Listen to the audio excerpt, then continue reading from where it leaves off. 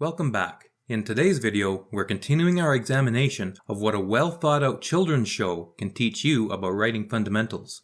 Let's get into it.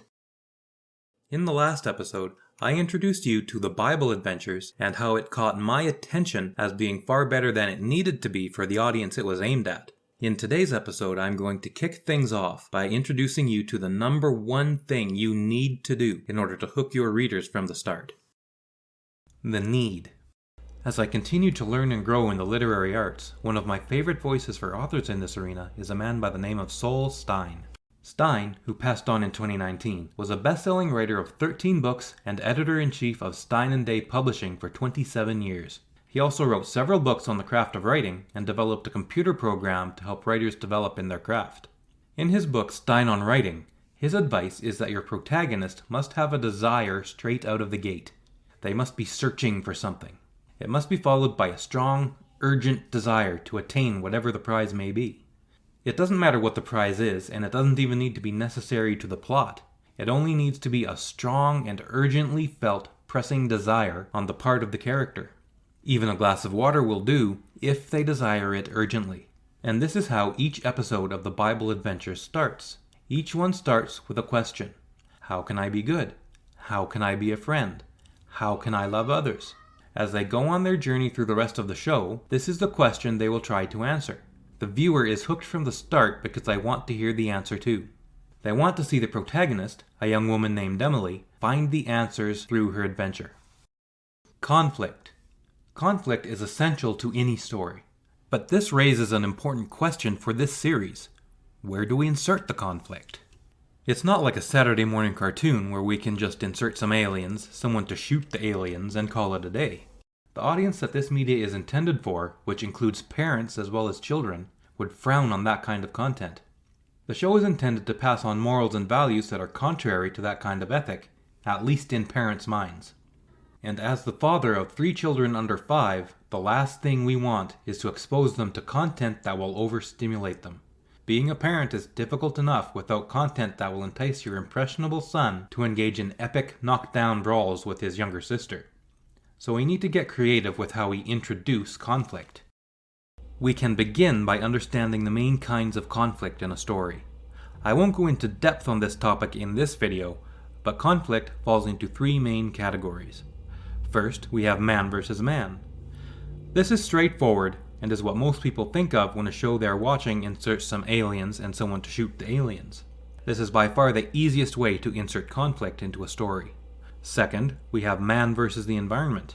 This is where our protagonist must struggle against some outward threat that is not man and doesn't have a will of its own.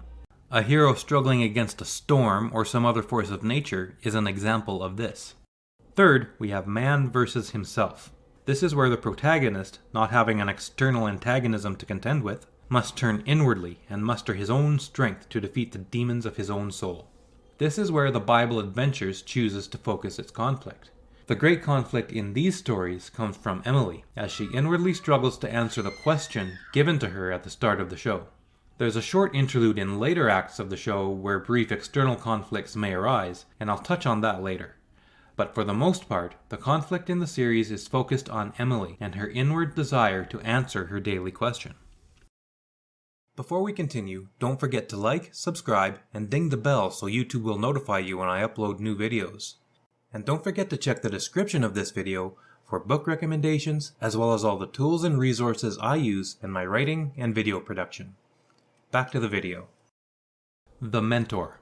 There's another book also referenced by Stein, known as The Hero with 1,000 Faces by Joseph Campbell. I've also read this one. It's highly worth reading, and the premise is that the most successful stories, the ones that endure with us, are only one story. They're part of a global monomyth that we tell ourselves over and over again, and only the outward expression of the story changes. The collective works of Chaucer, Shakespeare, Spielberg, Lucas, and even some stories of the Bible are expressions of this immersive cultural monomyth. One aspect of the monomyth is the mentor. The mentor, as the name might suggest, is a character of sage-like wisdom who accompanies the hero along the journey. They don't complete the journey for the protagonist, but they give the hero knowledge and gifts to aid them in the quest. And they frequently accompany the hero, but often not the whole way.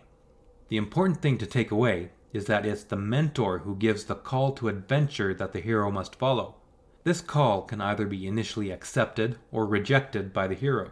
In the case of the Bible adventures, Emily is often eager to accept the call, but a hero can just as easily resist the call to adventure. In the Bible adventures, the sprightly mentor comes in the character of Shine. Shine is a cartoon animated star which greets Emily at the start of each adventure. He then gives Emily the question to answer for the episode and sends her off on her way. They don't meet again until the end of the show, when Emily gives Shine, her mentor, the answer to the question. The gift.